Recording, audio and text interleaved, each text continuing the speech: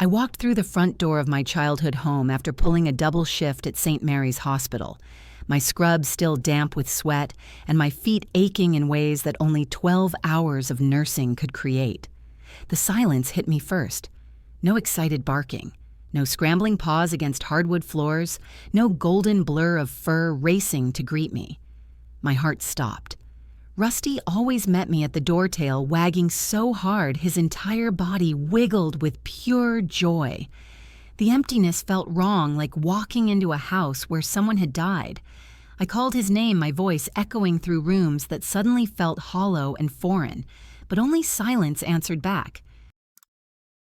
My mother, Helen, appeared from the kitchen, wiping her hands on a dish towel with the casual indifference of someone discussing the weather.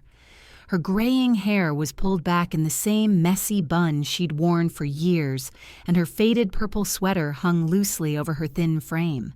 She didn't even look up when she spoke. "Oh, Jolene, before I forget. We sold your dog. Diana's girls needed new phones for school, and you know how tight money's been." She said it so matter-of-factly as if she'd just told me they'd rearranged the living room furniture. The words hit me like a physical blow. My knees nearly buckled and I had to grip the doorframe to stay upright. "You what, Mom? What are you talking about? Where's Rusty?" Helen finally glanced up, her pale blue eyes showing nothing but mild irritation at my reaction. "Don't be so dramatic, Jolene. It's just a dog. Diana's girls are family. They need those phones more than you need some animal taking up space and eating expensive food." My sister Diana emerged from the living room, her phone already in hand, probably scrolling through social media, while her twin daughters played video games on their tablets. At 35, Diana had never held a job longer than 3 months, always finding some excuse to quit or get fired. Her blonde hair was perfectly styled despite spending all day at home, and her nails were freshly manicured in bright pink polish that probably cost more than I spent on groceries in a week. "Where is he?" I demanded, my voice cracking with desperation. "Diana, tell me where Rusty is right now." Diana looked up from her phone and actually laughed, a cruel sound that made my stomach turn. "Relax, sis. He's fine. Some nice family picked him up this morning. You work so much anyway, you barely had time for him. We did you a favor, really." The casual cruelty in her tone made my hands shake. Rusty wasn't just some pet I'd picked up on a whim. I'd rescued him 3 years ago when I was struggling through nursing school, working part-time at a veterinary clinic to pay for textbooks and student loans. He'd been brought in as a stray, malnourished and scared, with matted golden fur and sad brown eyes that seemed to understand pain. The veterinarian, Dr. Martinez, had planned to surrender him to animal control after the required holding period, which meant almost certain euthanasia for a dog his size and age. I'd taken him home that same night, spending my grocery money on dog food and using my employee discount to get him vaccinated and neutered. During the pandemic, when I was working COVID units and watching patients die alone every single day, Rusty had been my anchor to sanity. He'd curl up next to me after those brutal shifts, somehow sensing when I needed comfort most. On nights when I'd come home crying from losing another patient, he'd rest his massive head on my lap and just stay there until the tears stopped. He helped me through nursing school. I whispered more to myself than to them. He was there every night when I studied for boards. He slept next to my bed when I had nightmares about clinical rotations. Helen waved her hand dismissively. "You can get another dog later when you're more settled. Right now, Diana's girls need those phones. Their old ones were practically falling apart, and how are they supposed to keep up with their friends? You should be grateful we found a solution that helped the family." The word solution hit me like a slap. They'd turned my beloved companion into a commodity, a problem to be solved. I thought about all the times I'd sent money home when Helen complained about bills, all the groceries I'd bought, when Diana claimed her food stamps weren't enough. I'd been supporting this household financially while working myself into exhaustion, and they'd repaid me by stealing the one thing that brought me peace. "You had no right," I said, my voice barely above a whisper. "He wasn't yours to sell. He was registered in my name. His vet records, his license, everything was in my name." Diana rolled her eyes and turned back to her phone. Details. You live here. We live here. He lived here. Same difference. Besides, the girls already got their phones. They're upstairs posting on Instagram right now. It's done, Jolene. You'll get over it. That phrase would haunt me for days. You'll get over it. As if 3 years of love and companionship could be dismissed with 4 casual words. As if the bond between a woman and her rescue dog meant nothing compared to 2 teenagers' desire for the latest iPhone model. I looked around the living room where Rusty used to sleep, where his favorite tennis ball still sat forgotten under the coffee table. His food and water bowls were gone from the kitchen. His leash no longer hung by the back door. They'd erased every trace of him from the house as efficiently as executioners cleaning up after their work. I need the contact information for whoever took him, I said, trying to keep my voice steady. I need to know he's safe. I need to know where he is. Helen and Diana exchanged a look that made my blood run cold. It was the kind of glance people share when they're hiding something, when they know they've done something wrong but don't want to admit it. We don't have that, Diana said quickly. It was just some people who answered our Craigslist ad. They paid cash and took him. End of story. Show me the ad. Show me your email correspondence with them. Show me something that proves he's safe. Diana's face flushed slightly and she clutched her phone tighter. I deleted everything. It was clogging up my phone storage. Besides, what does it matter? He's gone. Move on. But I couldn't move on. Not when everything about their story felt wrong, felt rehearsed. Not when they wouldn't look me in the eye. And certainly not when I walked into my bedroom that night and found my emergency fund jar empty, the $300 I'd been saving for a new stethoscope completely gone. That's when I realized this wasn't just about phones for Diana's daughters. This was about something much darker, much more calculated. They hadn't just sold my dog. They'd stolen him, and they'd used my own money to cover their tracks. I called in sick to work the next morning, something I'd never done unless I was genuinely ill. The charge nurse, Beverly, could hear the distress in my voice and told me to take whatever time I needed. Family emergencies come first, honey. She said, not knowing that my family was the emergency. I drove to every animal shelter within a 50-mile radius, showing Rusty's picture to volunteers and staff members, who looked at me with the kind of pity reserved for grieving pet parents. The Austin Animal Center, the Williamson County Shelter, even the smaller rescue organizations scattered throughout central Texas. Nobody had seen him. Nobody had any record of a golden retriever matching his description. At the ASPCA facility on East Cesar Chavez, a volunteer named Marcus took extra time to look through their intake records. He was a college student with kind eyes and genuine concern for my situation. Sometimes people surrender pets using false information, he explained, scrolling through pages of computer records. They might lie about being the owner or claim the dog was a stray they found. It makes animals harder to track. That possibility hadn't occurred to me, and it made my search feel even more hopeless. If Diana had lied about how they'd disposed of Rusty, how would I ever find the truth? I spent the afternoon creating missing dog flyers using my favorite photo of Rusty from last Christmas. In the picture, he was wearing the red bandana I'd bought him, his tongue hanging out in that goofy way that always made me smile. I included my contact information and a description of his gentle temperament, hoping someone would recognize him and call. The woman at the print shop, a middle-aged Latina with silver-streaked hair, helped me choose the right paper and refused to charge me full price. I have 3 dogs at home, she said, her accent soft and musical. If someone took one of my babies, I'd search until I found them too. This is important work you're doing.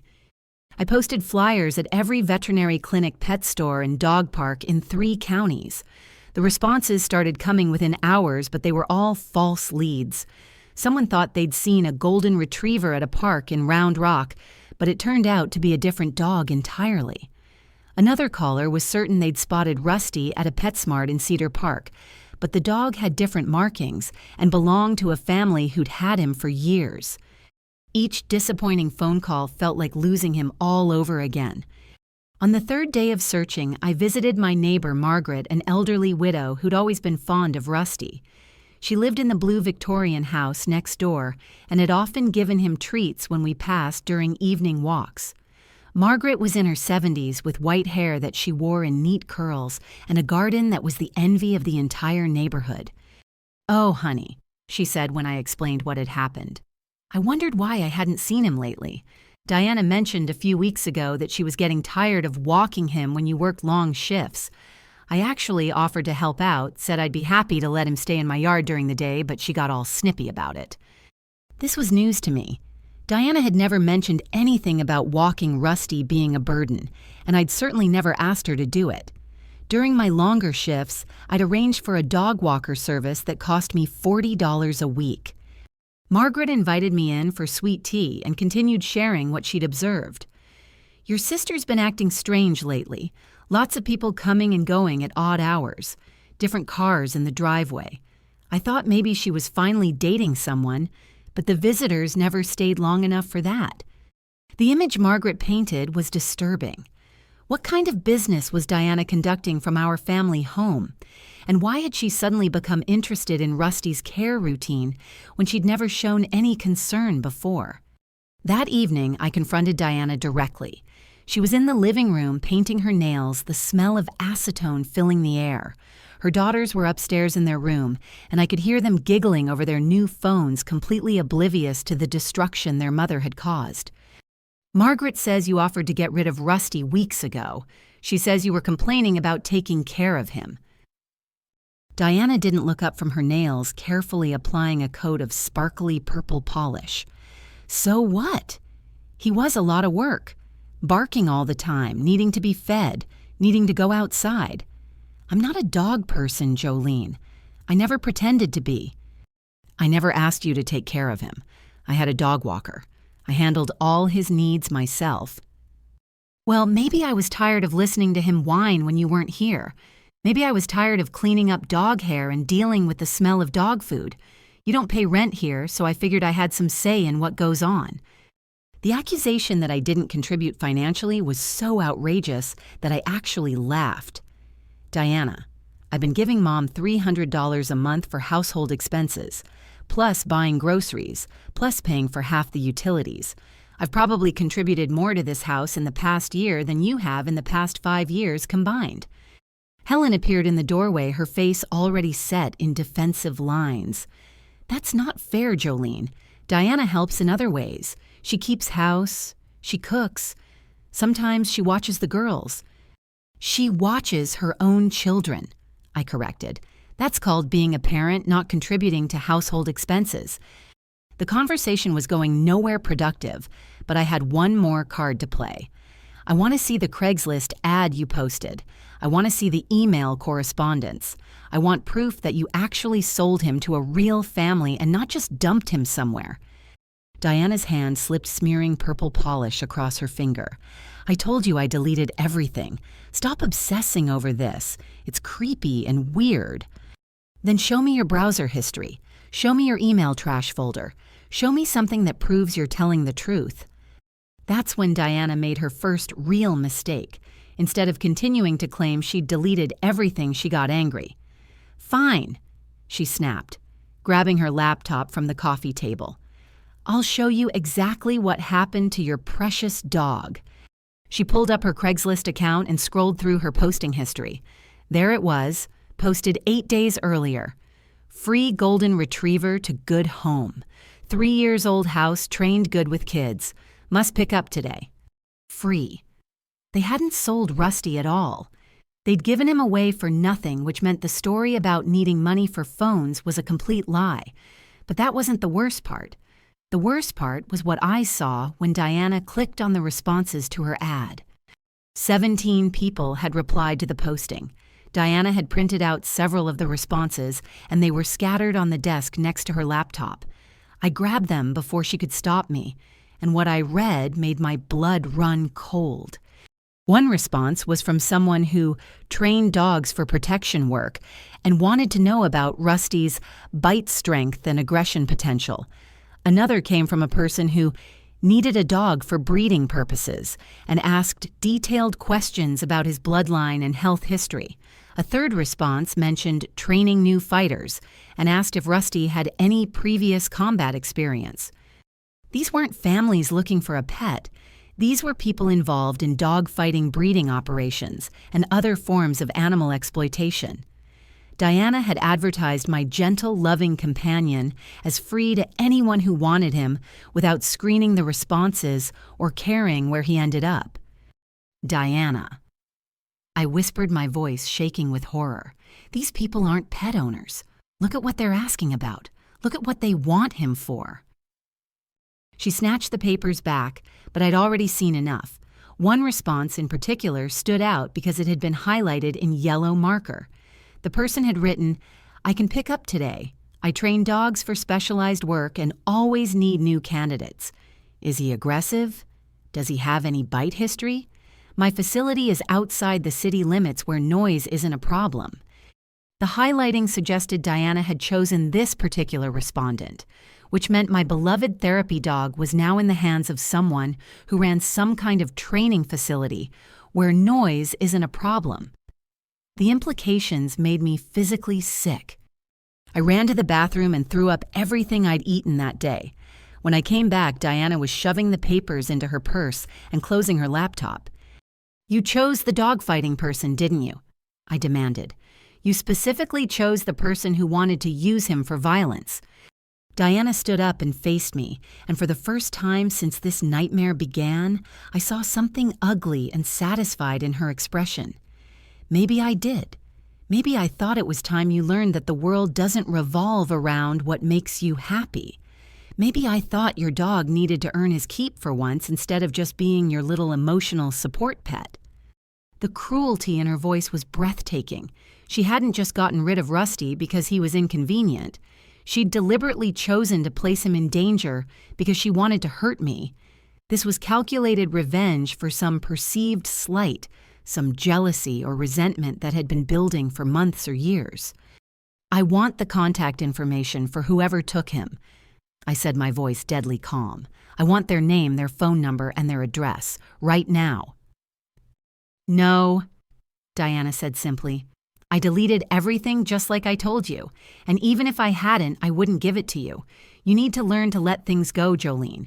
You need to stop thinking you're better than the rest of us just because you have a college degree and a job." That night, I lay awake planning my next move. Diana might have deleted her email correspondence, but deleted files could be recovered. Browser history could be retrieved. And somewhere out there, my dog was suffering because of my family's betrayal. I was done asking for their help. I was done trusting them to tell the truth. Tomorrow, I would start doing whatever it took to find Rusty and bring him home, even if it meant discovering things about my family that I'd rather not know.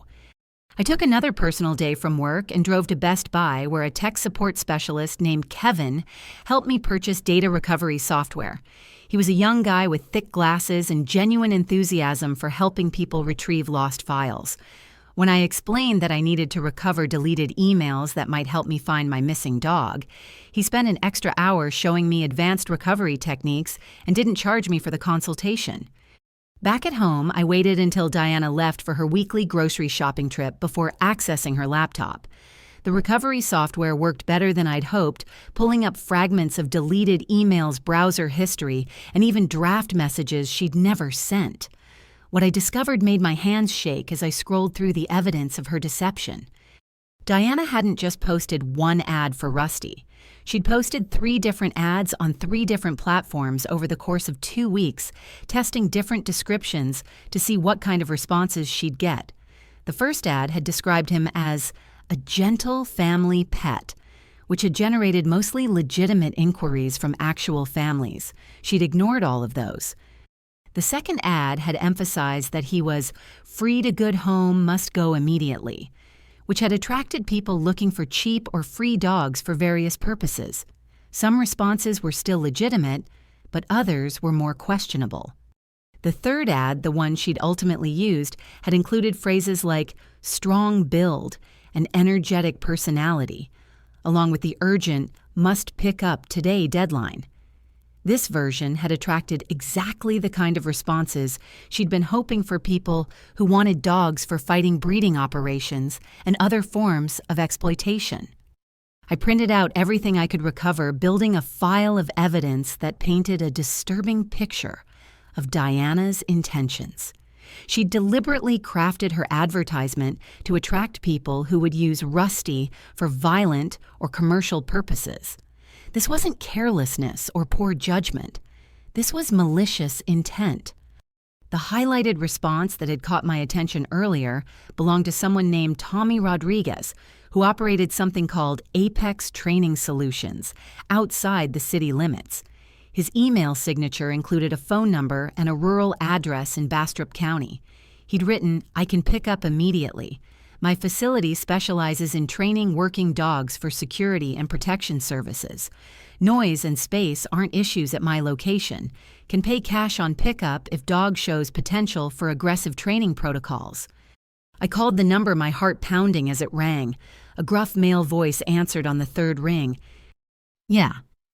Hi, I'm calling about a golden retriever you might have picked up recently.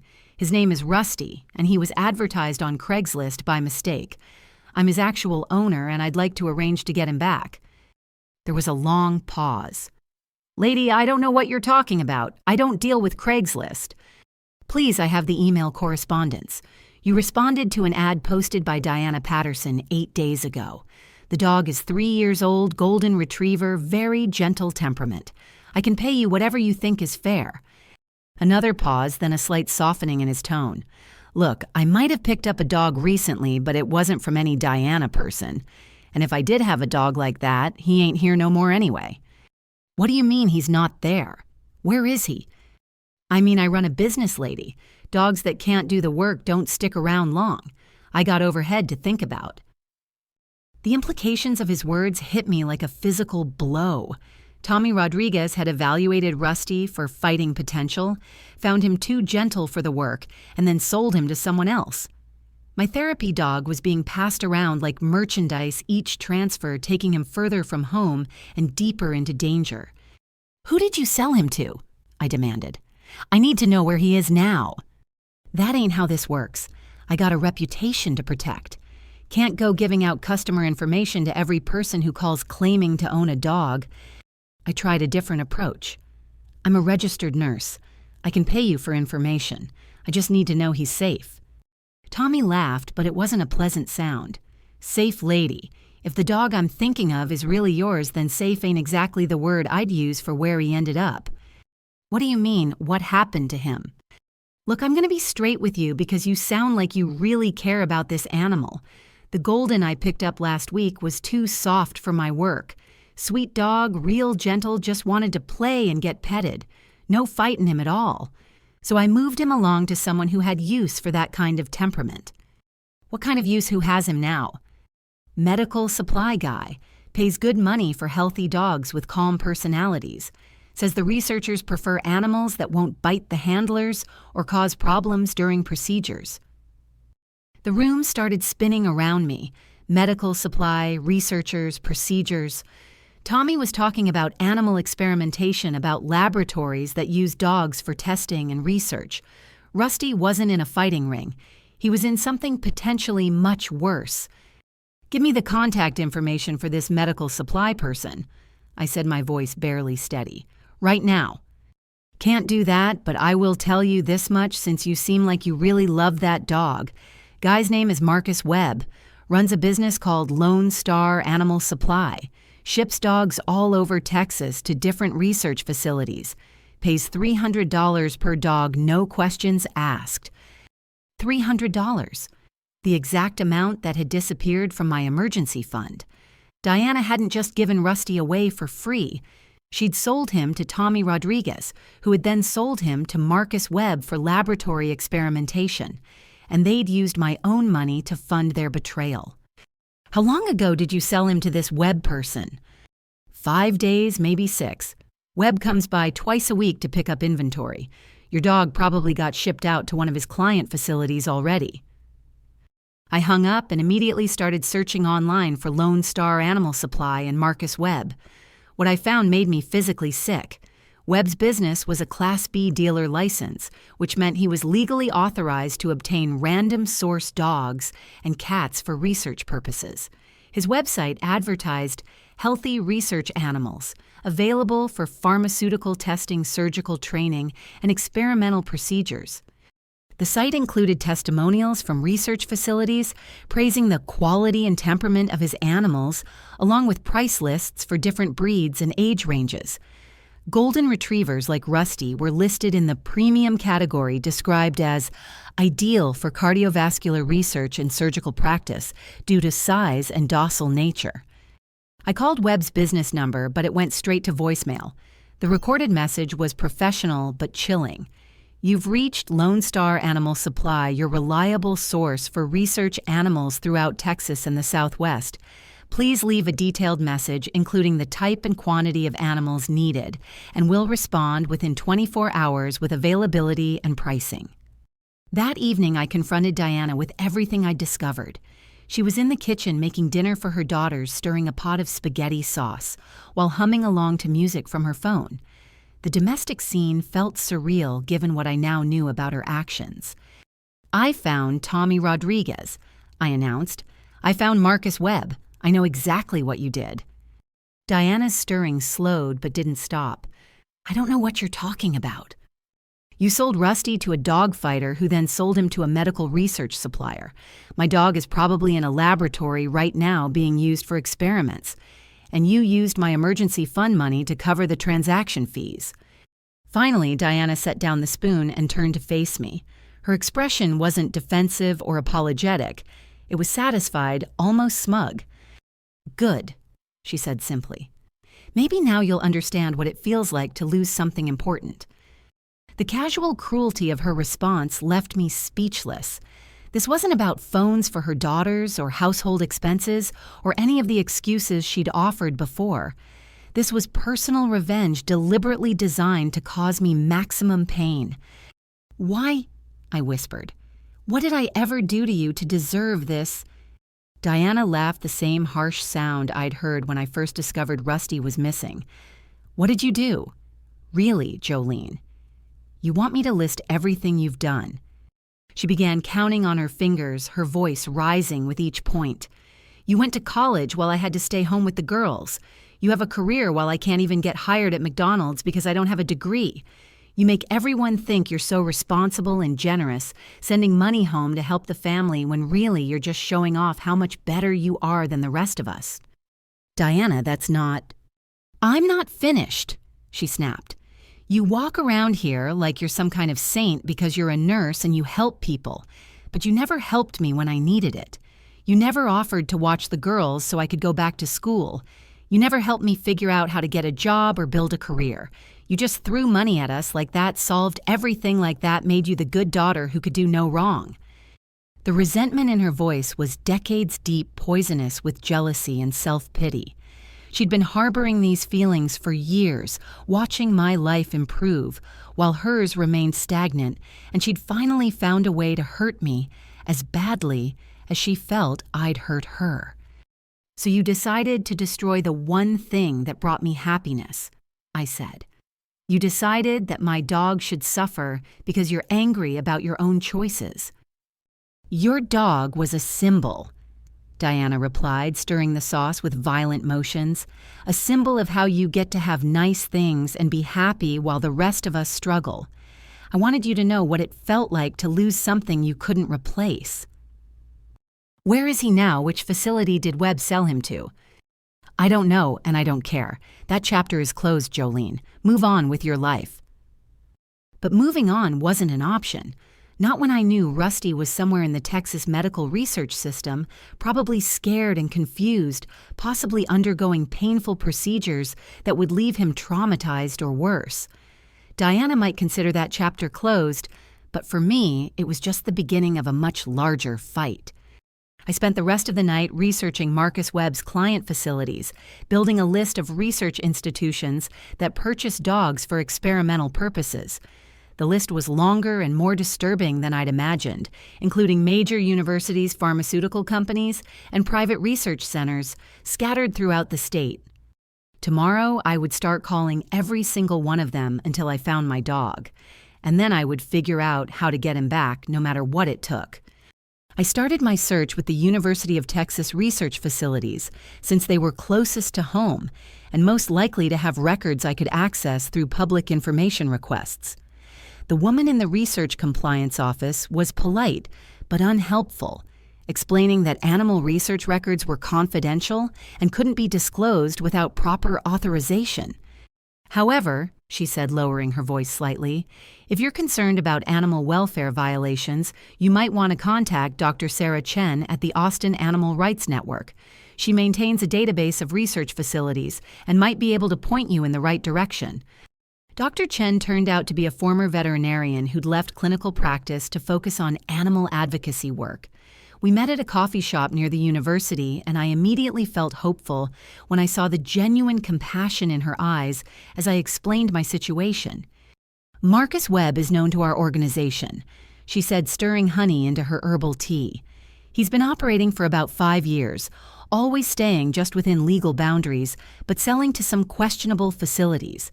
We've been trying to build a case against him for animal welfare violations, but we need more evidence. Sarah had short black hair and wore simple clothing that suggested she spent more money on animal rescue than personal luxuries. Her hands were scarred from years of veterinary work, and she spoke with the authority of someone who'd seen too much animal suffering. I can give you a list of Webb's most frequent buyers, she continued, but you need to understand that getting a dog back from a research facility is extremely difficult. Once an animal enters the system, the legal protections are minimal. She handed me a folder containing information about 6 research facilities in Texas that regularly purchased animals from Webb's supply business. The names were a mixture of private companies and academic institutions, but one stood out immediately. Millfield Research Institute in Cedar Creek, about 45 minutes from Austin. Millfield is the worst of the bunch, Sarah explained. They conduct experimental surgeries for pharmaceutical companies, testing new cardiac devices and procedures. They prefer golden retrievers because the breed's heart size is similar to humans. Most of the dogs don't survive the procedures. My coffee went cold as she continued explaining what Rusty might be facing: experimental cardiac catheterization, artificial heart valve, implantation, induced heart attacks to test emergency medications. The procedures were designed to push dogs to medical crisis points so researchers could study the progression of cardiac failure. How do I get inside to look for him? I asked. Sarah studied my face carefully before answering. Officially, I can't recommend anything illegal. Unofficially, Millfield occasionally accepts nursing students for observational rotations. They like to maintain good relationships with local medical programs. The plan she outlined was risky, but feasible. I would contact Millfield claiming to be a nursing student researching cardiac care procedures. If they agreed to let me observe, I could potentially locate Rusty and document any animal welfare violations I witnessed. But Jolene, Sarah warned, if you do this, you need to be prepared for what you might see. Research facilities aren't pet hospitals. The animals are treated as experimental subjects, not patients. It can be traumatizing even for people who work in medical fields. I called Millfield that afternoon and spoke with Dr. Patricia Hoffman, the research director. I explained that I was a practicing nurse interested in cardiac catheterization procedures and wondered if they ever allowed healthcare professionals to observe their research protocols. Dr. Hoffman was immediately interested. We absolutely welcome nurses who want to understand the research that drives cardiac medicine, she said in a warm, professional voice. Many of the procedures we develop here eventually become standard treatments in hospital settings. When would you like to visit? We scheduled my visit for the following Tuesday. Dr. Hoffman explained that I would tour the facility, observe several procedures, and have the opportunity to ask questions about their research protocols. She asked me to bring identification and sign confidentiality agreements, standard procedure for anyone entering the research areas. The weekend passed slowly. I couldn't eat, couldn't sleep, couldn't focus on anything except the possibility that I was finally close to finding Rusty. Sarah called twice to check on me and to provide additional information about what I should look for during the facility tour. Document everything you can safely photograph, she advised. Pay attention to animal housing conditions, surgical recovery areas, and any signs of inadequate veterinary care. But don't do anything that would make them suspicious of your motives. Tuesday morning arrived gray and rainy, matching my mood as I drove to Cedar Creek. Millfield Research Institute was located in a modern building complex surrounded by high fences and security cameras. The main entrance looked like any other medical facility with professional signage and a reception area that could have belonged to a human hospital. Dr. Hoffman met me in the lobby at exactly 9 o'clock. She was a woman in her 50s with silver hair and an expensive suit that suggested research was a lucrative business. Her handshake was firm and her smile seemed genuine as she led me through the initial tour areas. "We're very proud of our work here," she explained as we walked through hallways lined with medical equipment and computer workstations. Last year alone, our research contributed to 3 new cardiac medications that are now saving lives in hospitals across the country. The tour began in the administrative areas where researchers analyzed data and wrote reports. Everything looked clean, professional, and legitimate. Dr. Hoffman explained their various research projects, all of which sounded important and medically necessary. "We work with pharmaceutical companies to test new treatments before they go to human trials," she said. "The work we do here ensures that when doctors try a new procedure on a human patient, they know exactly what to expect." After an hour of touring offices and meeting research staff, Dr. Hoffman led me toward the actual laboratory areas. "Now I'll show you where the real work happens," she said, her voice taking on an excited edge. "This is where we conduct the procedures that will revolutionize cardiac medicine." We passed through several security doors, each requiring Dr. Hoffman's badge to open.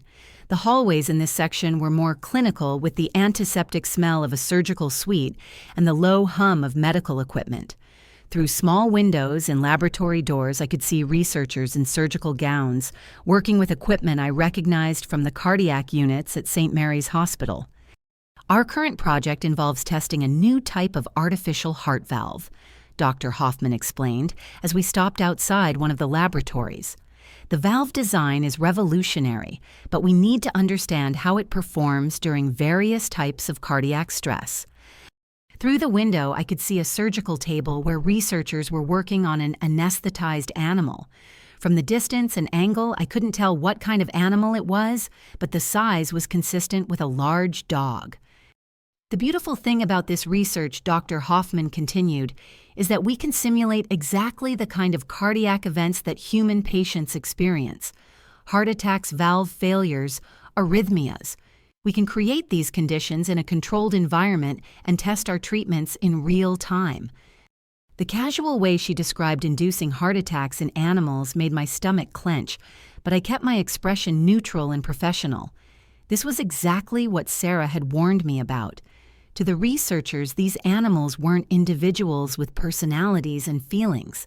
They were living test equipment. "Where do you house the animals between procedures?" I asked, trying to sound academically curious rather than personally invested. "Oh, our animal care facilities are state-of-the-art," Dr. Hoffman said proudly. "We maintain strict protocols for housing, feeding, and medical care. Would you like to see the recovery areas?" She led me down another hallway toward what she called the post-procedure monitoring wing. This was where animals recuperated between surgeries and where I hoped to find Rusty if he was still alive. The recovery area was a long corridor lined with cage-like enclosures, each containing a dog in various stages of post-surgical recovery. Some dogs were awake but groggy, wearing plastic cones to prevent them from disturbing surgical sites. Others appeared to be sedated or too weak to move much. I forced myself to look carefully at each enclosure, searching for the familiar golden coat and gentle brown eyes that I knew so well. Most of the dogs were mixed breeds, or breeds I didn't recognize, but there were several golden retrievers in the facility. In the third enclosure from the end, I saw him. Rusty was lying on his side, breathing shallowly with a large bandage covering most of his chest. He was thinner than I remembered, and his usually lustrous coat was dull and patchy. but it was definitely him. The white patch on his left front paw, the small scar above his right eye from a puppy accident, the way his ears folded. My heart stopped as I recognized my beloved companion. He didn't react to my presence, didn't lift his head or show any sign of recognition. Either he was heavily sedated or the procedures had left him too weak to respond to stimuli. "That Golden there is one of our most successful subjects," Dr. Hoffman said, noticing my interest. "He's been through 2 cardiac catheterizations and is scheduled for valve replacement surgery tomorrow morning.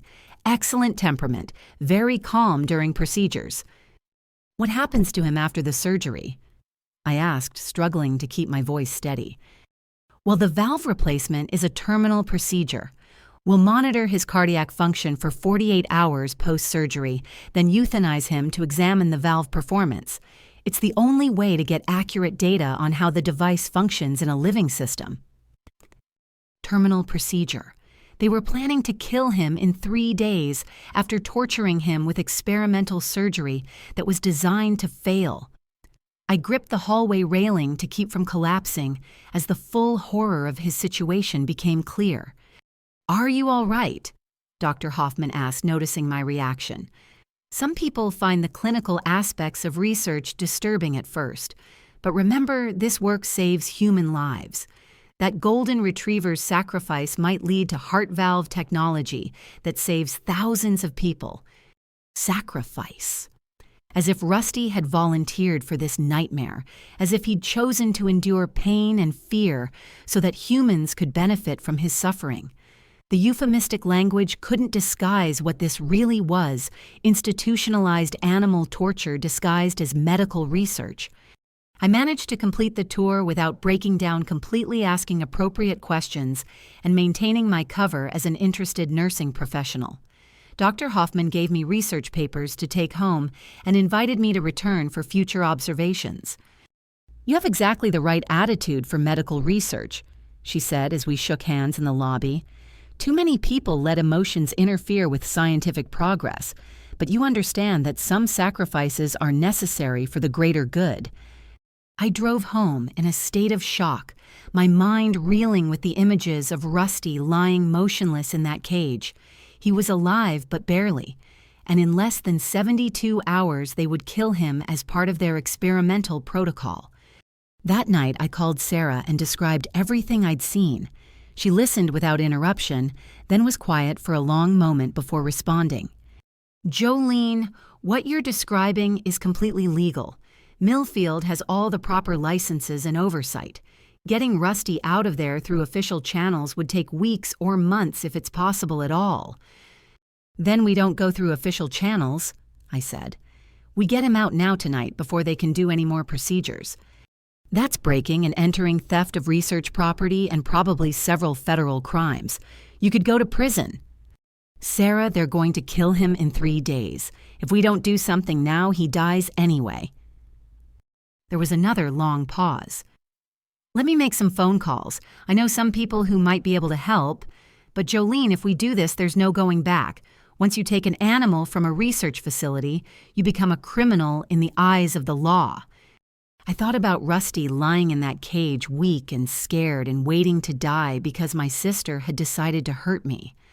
I thought about all the times he'd comforted me after difficult shifts at the hospital, all the nights he'd slept beside my bed, while I cried about losing patients or struggled through nursing school exams. "Make the calls," I said. "I'm not letting him die in that place." Sarah called back at 2 in the morning with a plan that was both simple and terrifying. She'd contacted 3 volunteers from the Austin Animal Rights Network who were experienced in what they called rescue operations at facilities with questionable animal welfare practices. "Technically, we're not encouraging illegal activity," Sarah explained carefully. "But if someone were hypothetically planning to retrieve their own pet from a facility that had acquired the animal through fraudulent means, certain logistics would need to be considered." The team consisted of Sarah herself, a veterinarian, named Dr. Amanda Foster, who ran a mobile clinic for rescue animals, and 2 volunteers named Jake and Maria, who had experience with security systems and building access. They would meet me at a 24-hour diner near Cedar Creek at 11 p.m. the following night. Bring veterinary supplies, Sarah instructed. Post-surgical antibiotics, pain medication, IV fluids if you can get them from your hospital. If Rusty is as weak as you described, he'll need immediate medical care after we get him out. I spent the day gathering supplies and trying to act normal at work. During my lunch break, I visited the hospital pharmacy and requisitioned medications that could be used for post-operative care in both humans and dogs. Technically, this was theft of hospital property, but I justified it by planning to replace everything I took once Rusty was safe. The diner was nearly empty when I arrived at 10:45 p.m., just a few truck drivers and late shift workers grabbing coffee and pie. Sarah waved me over to a corner booth where the rest of the team was already assembled, reviewing what looked like building schematics spread across the table. Dr. Foster was a compact woman in her 40s with short gray hair and the confident demeanor of someone who'd spent years making life-and-death decisions for animals. Jake appeared to be in his 20s with multiple piercings and the kind of technical knowledge that suggested a background in either computer science or security systems. Maria was older, maybe 50, with calloused hands and the practical clothing of someone who worked outdoors. First thing you need to understand, Dr. Foster said without preamble, is that what we're planning is completely illegal. If we get caught, we're all facing federal charges for theft of research animals. Are you absolutely certain you want to proceed? Yes, I said without hesitation. Jake spread the building plans across the table, pointing to various entry and exit routes. Millfield has standard commercial security, nothing too sophisticated. Motion sensors in the main hallways, badge access doors, and cameras at the primary entrances. But their emergency exits aren't as well monitored, especially the one near the animal recovery wing. How did you get the building plans? I asked. Maria smiled grimly. Public records. All commercial buildings have to file safety plans with the fire department. Amazing what you can learn if you know where to look. The plan they developed was straightforward but required precise timing. Jake would disable the motion sensors in the recovery wing by accessing the security panel through a maintenance area. Maria would monitor communications and watch for security guards or unexpected personnel. Sarah and Dr. Foster would locate Rusty and assess his medical condition while I provided identification to ensure we had the right dog. The biggest risk is that Rusty might be too sick to move safely, Dr. Foster warned. If he's in critical condition, attempting to transport him could kill him faster than leaving him at the facility. We'll make that decision when we see him, I replied, but I'm not leaving without trying. We synchronized our watches and agreed to meet in the Millfield parking lot at 2 a.m., when the facility would be operating with minimal staff. Jake had identified a 40-minute window during shift change when security would be most relaxed. I drove home and tried to sleep for a few hours, but my mind kept racing through everything that could go wrong. What if we triggered an alarm we hadn't anticipated? What if Rusty was too weak to survive the rescue attempt? What if we got caught and ended up in prison while he died anyway? At 1:30 a.m., I loaded my car with the veterinary supplies I'd gathered and drove back to Cedar Creek. The Millfield complex was mostly dark except for a few scattered lights in what appeared to be security offices and research labs, where experiments ran around the clock. The team was already assembled in the far corner of the parking lot, dressed in dark clothing and carrying backpacks with the equipment we'd need. Jake had some kind of electronic device that he claimed could bypass the badge access system on the emergency doors. "Everyone clear on the plan?" Sarah asked quietly. "We get in, find the dog, assess his condition, and get out. Total time inside should be less than 20 minutes. Dr. Foster checked her medical bag one more time. If Rusty is conscious and mobile, we sedate him lightly for transport. If he's critical, we stabilize him enough to move and hope for the best. Either way, we need to be prepared for him to require emergency veterinary care." The emergency exit Jake had chosen was located on the side of the building, facing away from the main road, partially hidden by landscaping. His electronic device worked exactly as promised, overriding the badge requirement and allowing us to slip inside without triggering any obvious alarms. The hallways were dimly lit but not completely dark, and we could hear the distant sounds of equipment running in various laboratories. Jake led us through a series of corridors toward the animal recovery wing, checking his phone periodically to make sure we were staying on schedule. When we reached the recovery area, my heart stopped. Rusty's enclosure was empty, the cage door standing open, with no sign that he'd ever been there. "He's gone," I whispered, panic rising in my throat. "They moved him. They must have moved him." Sarah grabbed my arm to keep me calm. "Check the other enclosures. Maybe they relocated him for some reason." We searched every cage in the recovery wing, but Rusty was nowhere to be found. Some enclosures held other dogs in various stages of post-surgical recovery, but not the golden retriever I'd seen during my tour. "Where else would they keep animals?" Dr. Foster asked Jake, who was still consulting the building plans. "There's another wing marked as surgical preparation, and something called terminal care facility on the basement level," he replied, pointing to different sections of the blueprint. Terminal care facility. The phrase made my blood run cold, but it was our only remaining lead. We made our way to the stairwell and descended to the basement level where the air was colder and the sounds of mechanical equipment were louder. The basement corridor was lined with rooms marked for various purposes: equipment storage, waste disposal, surgical preparation, and at the far end, a room with a sign that read, "Terminal Care Authorized Personnel Only." Through the small window in the door, I could see several kennels arranged around medical monitoring equipment. And in the kennel closest to the window, connected to an IV drip and wearing a cardiac monitor, was Rusty. He was conscious but barely responsive, his breathing shallow and labored. The bandages from his previous surgery had been replaced with fresh ones, and additional monitoring wires were attached to his chest and legs. He looked like he was being prepared for another procedure, possibly the terminal valve replacement surgery Dr. Hoffman had mentioned. "That's him," I said, my voice breaking with relief and horror. "That's my dog." Jake worked his magic on the door lock while Dr. Foster prepared sedatives and transport equipment. When the door finally opened, we could hear the steady beeping of Rusty's cardiac monitor and see the full extent of what had been done to him. His chest had been shaved and marked with surgical lines for the next procedure.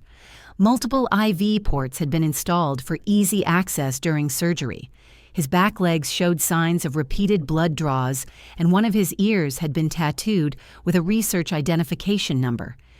"Jesus," Dr. Foster whispered, examining his condition. "They've been using him for multiple procedures. Look at all these surgical sites." I knelt beside his kennel and spoke his name softly. "Rusty, it's me. We're here to take you home." His eyes opened slightly, and for a moment I thought I saw recognition there. His tail twitched once, barely a movement, but enough to suggest that some part of him remembered who I was. "Can we move him safely?" Sarah asked Dr. Foster, who was checking his vital signs on the monitoring equipment. "His heart rate is elevated and irregular, probably from the experimental procedures, but he's stable enough for transport if we're careful. We'll need to maintain the IV fluids and monitor him closely." As we prepared to disconnect Rusty from the monitoring equipment, I heard Dr. Foster draw in a sharp breath. "Guys, look at this." She was pointing to a clipboard hanging beside his kennel, which contained his medical records and research protocol information. What I read there made me physically sick. Rusty hadn't just been used for cardiac research. He'd been subjected to multiple experimental procedures over the past week: artificial heart attack induction, experimental drug trials, surgical implantation of monitoring devices, and repeated cardiac catheterizations. The next procedure, scheduled for early tomorrow morning, was listed as terminal valve replacement with live monitoring until cardiac failure. But that wasn't the worst part.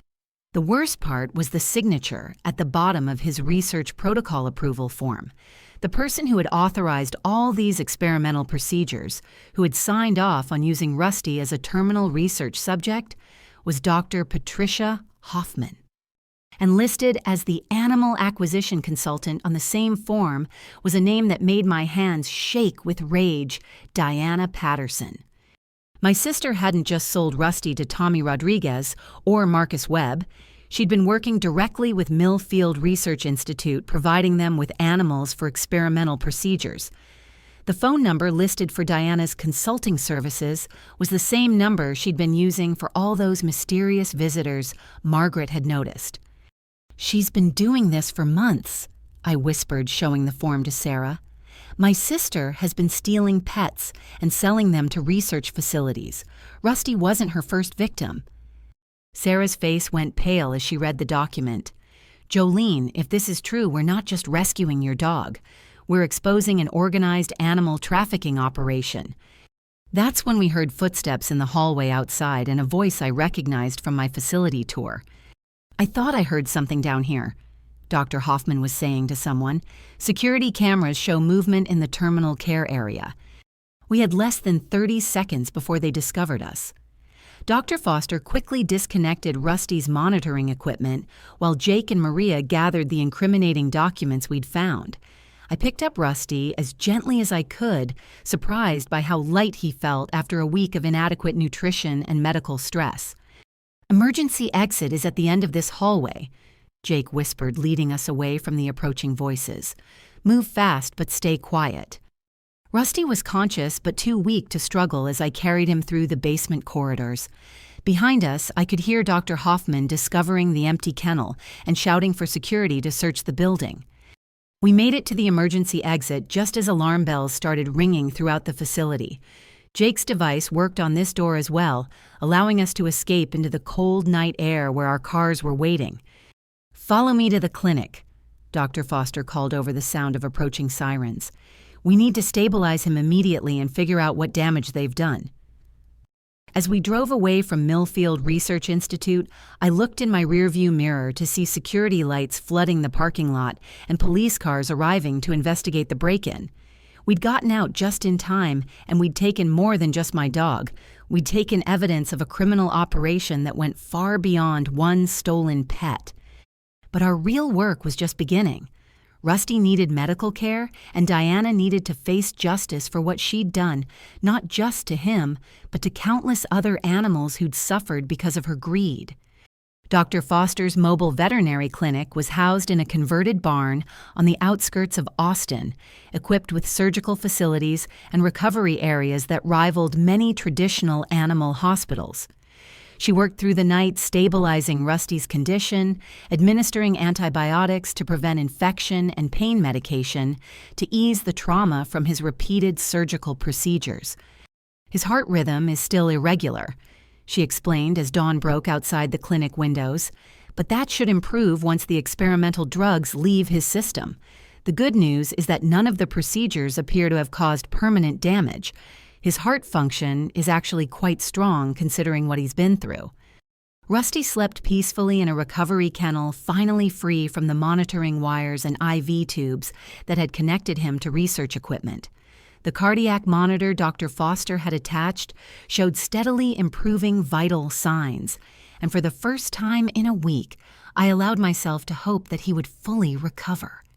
Sarah had spent the night photographing and cataloging all the documents we'd recovered from Millfield, building a comprehensive file that detailed not just the experimental procedures performed on Rusty, but the larger animal trafficking operation that had supplied the facility with research subjects. Diana's consulting business has been operating for at least 6 months. Sarah reported spreading the evidence across a table in the clinic's office area. She's documented as providing 47 dogs and 13 cats to Millfield alone, plus smaller numbers to 3 other research facilities in Texas. The scope of my sister's operation was staggering. She hadn't just betrayed me and stolen my dog. She'd been systematically targeting pets throughout Central Texas, using Craigslist ads, social media, and neighborhood reconnaissance to identify vulnerable animals whose owners might not be able to pursue legal action. "Look at this acquisition log." Sarah continued, pointing to a spreadsheet that detailed Diana's transactions with Millfield. She's been getting paid between $200 and $400 per animal depending on breed age and health status. Golden retrievers like Rusty were premium acquisitions. The financial records showed that Diana had earned over $15,000 from her animal trafficking business money. that explained her recent purchases of new clothes manicures and other luxuries I'd assumed were being funded by some mysterious boyfriend or part-time job. "We need to contact law enforcement," Dr. Foster said firmly. "What Diana is doing violates federal animal welfare laws, and Millfield's acquisition practices are clearly illegal. But we need to be careful about how we present the evidence, considering how we obtained it." Sarah had already contacted Lisa Morrison, an attorney who specialized in animal rights cases and had experience working with law enforcement on trafficking investigations. Lisa agreed to meet with us that afternoon to review the evidence and determine the best approach for filing criminal charges. Meanwhile, I had a different kind of confrontation to prepare for. I needed to go home and face Diana with what I'd discovered, not just about Rusty, but about her entire criminal operation. More importantly, I needed to gather additional evidence from her personal files before she had a chance to destroy anything incriminating. "Be very careful," Dr. Foster warned as I prepared to leave the clinic. "If Diana realizes we have evidence against her, she might do something desperate. People who abuse animals sometimes escalate to threatening humans who try to stop them." I drove home around noon when I knew Diana would be alone. Her daughters were in school, and Helen typically spent her afternoons at the community center playing bingo with friends. The house was quiet when I entered, with no sign of Diana except for the sound of music coming from her bedroom upstairs. I started with her laptop, which she'd left open on the kitchen counter while she showered.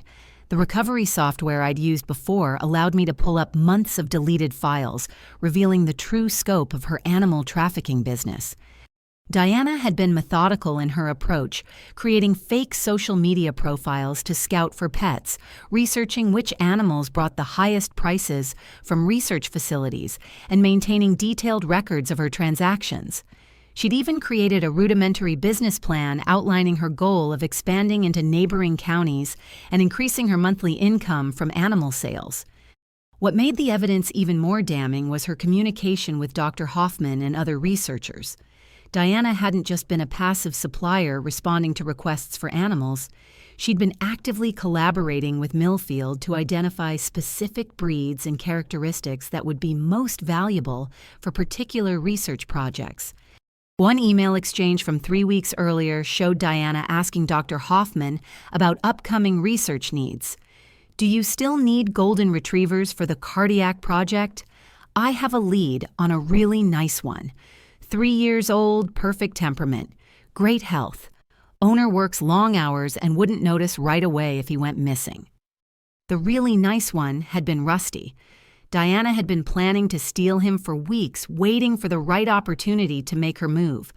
The story about needing money for phones had been a complete fabrication designed to justify what she'd already decided to do. I printed everything I could find and was preparing to leave when Diana emerged from her shower, wrapped in a bathrobe and still dripping water from her freshly washed hair. "What are you doing with my computer?" she demanded, noticing the papers scattered across the kitchen counter. "I'm documenting your animal trafficking business," I replied, not bothering to hide what I'd discovered. "I know about Millfield Research Institute. I know about Dr. Hoffman. I know about the 47 dogs and 13 cats you've sold for experimental procedures."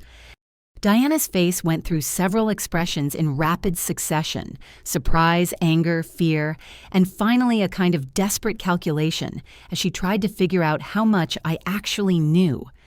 "You're crazy," she said, but her voice lacked conviction. "I don't know what you're talking about." "I have your emails with Dr. Hoffman. I have the financial records showing $15,000 in payments from research facilities. I have the acquisition logs with your signature on every transaction. And Diana, I have Rusty back." That last piece of information hit her like a physical blow. "That's impossible. He's at Millfield. They were going to use him for another procedure." "Not anymore. We got him out last night along with all the evidence of your business partnership with Dr. Hoffman. Right now, an animal rights attorney is preparing federal charges against both of you." Diana sank into a kitchen chair, the reality of her situation finally beginning to sink in. "Jolene, you don't understand. I needed the money. The girls have expenses and mom's medical bills, and I can't get hired anywhere because I don't have the right education or experience. So you decided to steal people's pets and sell them for torture. They're just animals, Diana said, but even she seemed to realize how weak that defense sounded. The research helps people. Dr. Hoffman explained how the work they do saves human lives. Did Dr. Hoffman also explain that most of the animals you provided were people's beloved family members? Did she mention that you were destroying families and causing emotional trauma to children who lost their pets? Diana's face flushed with anger and embarrassment. Those people shouldn't have pets if they can't afford to take proper care of them. Half the dogs I picked up were neglected anyway, not getting enough attention or exercise. At least at the research facility, they were useful. The callousness of her justification was breathtaking, but it also revealed something else Diana had convinced herself, that what she was doing was somehow justified, that she was providing a service rather than committing crimes. "Show me your phone," I demanded. "I want to see your text messages with Dr. Hoffman." "No way, that's private." "Diana, in about 2 hours, FBI agents are going to be here with a search warrant.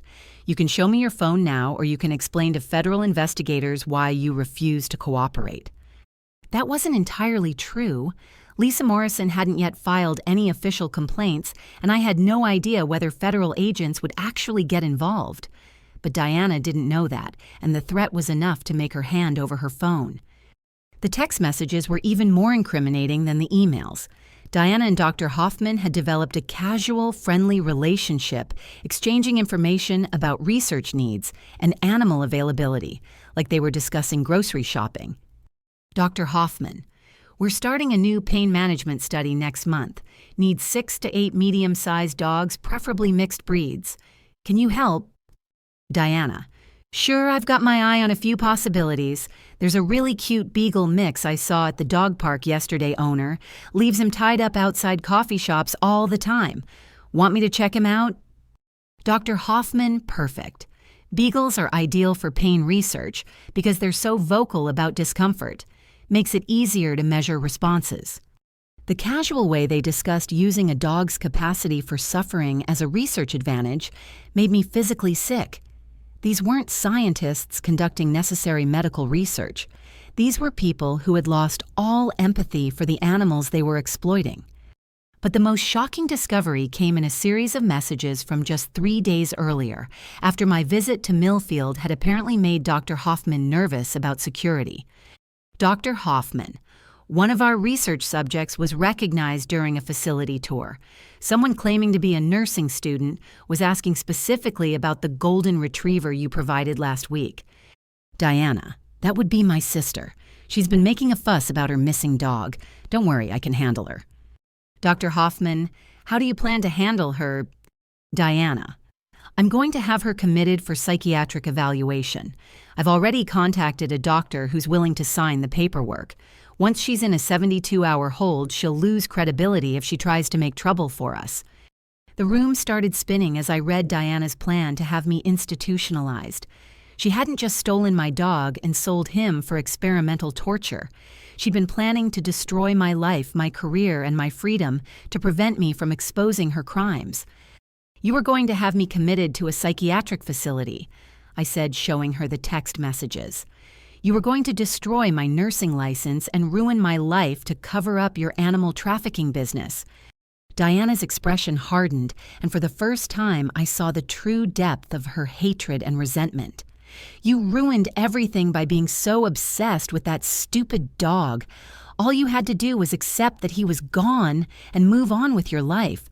But no, you had to keep digging, keep causing problems. So you decided to have me declared mentally incompetent." "It would have been for your own good," Diana said, and I could tell she actually believed it. "You were acting crazy obsessing over an animal instead of focusing on important things like family and career. Maybe some time in treatment would have helped you get your priorities straight." The conversation was interrupted by a knock at the front door. Through the window, I could see a man in a suit standing on the porch, holding what appeared to be official documents. That would be Dr. Baxter. Diana said with a satisfied smile. "The psychiatrist I contacted about your evaluation. I called him this morning and told him you were having another episode." The man at the door wasn't Dr. Baxter. It was FBI Special Agent Robert Hayes, and he was holding an arrest warrant with Diana's name on it.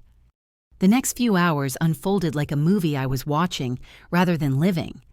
Agent Hayes had been investigating animal trafficking operations throughout Texas for the past 6 months, following leads that had eventually pointed him to Millfield Research Institute and Diana's supply business. "Your sister's operation was larger than you realized," Agent Hayes explained as other federal agents searched the house for additional evidence. "We've identified connections to trafficking networks in 5 states involving dozens of research facilities and hundreds of stolen animals. Diana was arrested on federal charges of animal trafficking conspiracy to commit fraud and violation of the Animal Welfare Act. As the handcuffs were placed on her wrists, she looked at me with pure hatred. "This is all your fault," she hissed. "You destroyed your own family over a stupid dog." "I didn't destroy anything," I replied calmly. "You did that yourself when you decided that money was more important than compassion." Helen arrived home just as Diana was being placed in the back of a federal vehicle. My mother's reaction was predictable, immediate denial, followed by blame directed at everyone except Diana. "Jolene, how could you do this to your own sister?" Helen demanded. "She's the mother of 2 young girls. What's going to happen to them now?" "They'll be better off without a criminal for a mother," I said, and I meant it. Diana's daughters deserve to grow up in an environment where stealing and lying weren't treated as acceptable solutions to financial problems. The investigation that followed revealed the full scope of what Diana and Dr. Hoffman had been doing. Millfield Research Institute was shut down permanently, their federal funding revoked, and their research licenses suspended. Dr. Hoffman was arrested on charges of illegal animal acquisition, falsifying research records, and conspiracy to commit animal trafficking. Lisa Morrison filed a civil lawsuit on behalf of families whose pets had been stolen and sold to research facilities, seeking both monetary damages and changes to federal laws governing animal research. The case attracted national media attention, highlighting the inadequate oversight of research animal acquisition and the need for stronger protections against trafficking. Diana ultimately pleaded guilty to federal trafficking charges and was sentenced to 18 months in prison, followed by 2 years of supervised probation and lifetime prohibition from owning or working with animals. She was also ordered to pay restitution to the families whose pets she had stolen, though the emotional damage she'd caused could never be fully compensated.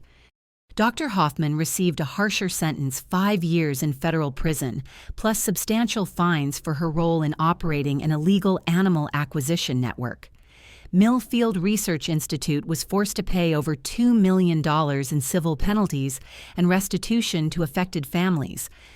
Marcus Webb's animal supply business was also shut down during the investigation, leading to the rescue of over 100 animals who were being held for sale to research facilities. Most of these animals were reunited with their original families, though some had been missing for so long that new homes had to be found. Rusty's recovery was remarkable. Within 2 weeks of his rescue from Millfield, his heart rhythm had returned to normal, and his surgical wounds were healing well. Dr. Foster monitored his progress closely, but it became clear that the experimental procedures had not caused any lasting physical damage. The emotional healing took longer. For several weeks after bringing him home, Rusty would wake up from sleep with a startled, fearful expression, as if he expected to find himself back in a research cage. Loud noises made him nervous, and he was initially reluctant to eat regular dog food after being fed the specialized diet used for research animals. But gradually, his natural, gentle temperament reasserted itself. He began playing with his old toys again, greeting me enthusiastically when I returned from work and sleeping peacefully through the night without the nightmares that had initially plagued his recovery. 6 months after his rescue, Rusty passed the evaluation to become a certified therapy dog. We now visit patients at St. Mary's Hospital twice a week, where his calm presence and gentle nature provide comfort to people facing their own medical challenges. The irony isn't lost on me that a dog who was tortured in the name of medical research now helps heal people in a real hospital setting. I used some of the restitution money from Diana's conviction to start a nonprofit organization called Lost and Found, which helps families locate missing pets and provides resources for reporting suspected animal trafficking. Sarah Chen became my business partner, bringing her expertise in animal welfare law and investigation techniques. We've successfully located and returned over 50 stolen pets in our first year of operation, and we've provided evidence to law enforcement that has led to 3 additional trafficking arrests. The work is emotionally challenging, but it's also deeply rewarding to see families reunited with their beloved companions. Helen and I have had limited contact since Diana's arrest. She continues to blame me for destroying the family and refuses to acknowledge that Diana's crimes were the result of her own choices rather than my investigative efforts. Helen now lives with one of Diana's former neighbors, having lost the house when she couldn't afford the payments without Diana's trafficking income. Diana's daughters are living with their father in Oklahoma, where they're reportedly doing well in school and seem to be adjusting to life without their mother's criminal activities. I've sent them cards on birthdays and holidays, but I don't know if they receive them or understand why their aunt was responsible for their mother going to prison. The experience fundamentally changed how I think about family loyalty and moral obligations. For most of my life, I'd believed that family members should support each other regardless of circumstances, that blood relationships created bonds stronger than any other considerations. But Diana's betrayal taught me that true family isn't defined by genetics or shared history. True family consists of people who protect what you love, who respect your values, and who would never deliberately cause you pain for their own benefit. Sarah Dr. Foster, Lisa Morrison, and the other people who helped me rescue Rusty and seek justice have become my chosen family. These are the people I trust with my vulnerabilities, the people I call when I need support, the people who understand that love and compassion aren't weakness, but strength. The legal proceedings took almost 2 years to fully resolve, but justice was eventually served for both Rusty and the many other animals who suffered because of Diana's greed. More importantly, the changes in federal law that resulted from our case have made it much harder for criminals to operate animal trafficking businesses disguised as legitimate research supply operations. I still think about all the animals who suffered and died before we were able to stop Diana and Dr. Hoffman's operation. I think about families who never found their missing pets, children who cried themselves to sleep, wondering what happened to their beloved companions. The knowledge that we prevented future suffering doesn't erase the pain that already occurred, but it does give meaning to everything we endured. Rusty is sleeping beside my desk as I finish writing this story, his breathing deep and peaceful. Tomorrow we'll visit the hospital together, bringing comfort to patients who are facing their own battles with illness and recovery. He'll never remember the week he spent in research cages, but I'll never forget the lesson his rescue taught me. Sometimes the people who claim to love you are the ones who hurt you most. Sometimes family members betray trust in ways that strangers never would. And sometimes the greatest act of love is refusing to enable those betrayals, finding the courage to seek justice even when it means standing against people who share your blood. True family protects and nurtures what you love, while those who betray that trust reveal themselves unworthy of it. The bonds we choose based on shared values and mutual respect are often stronger and more reliable than the ones we inherit through accident of birth. I learned that sometimes you have to lose the family you were born into in order to find the family you actually need. And sometimes a dog's love teaches you more about loyalty and forgiveness than years of human relationships ever could.